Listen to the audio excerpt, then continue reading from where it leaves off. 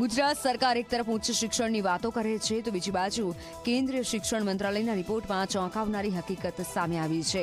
દેશમાં એક શિક્ષકવાળી 1.11 લાખ શાળા છે, જેમાં ગુજરાતની 2462 શાળાઓમાં માત્ર એક જ શિક્ષક છે। આ એક શિક્ષણવાળી શાળામાં અભ્યાસ કરતા 87,000થી વધુ વિદ્યાર્થીઓનું ભવિષ્ય અંધકારમય બન્યું છે। આ ઉપરાંત ગુજરાતમાં 274 શાળામાં એક પણ વિદ્યાર્થી નહીં હોવા છતાં 382 શિક્ષક ત્યાં જ ફરજ બજાવે છે। જરા વિચારે કે હવે કેવી રીતે ભણશે ગુજરાત। ગુજરાતના આદિવાસી વિસ્તારમાં શિક્ષણનું સ્તર જે રીતે કથળી રહ્યું છે તેનું આ એક મુખ્ય કારણ હોઈ શકે છે।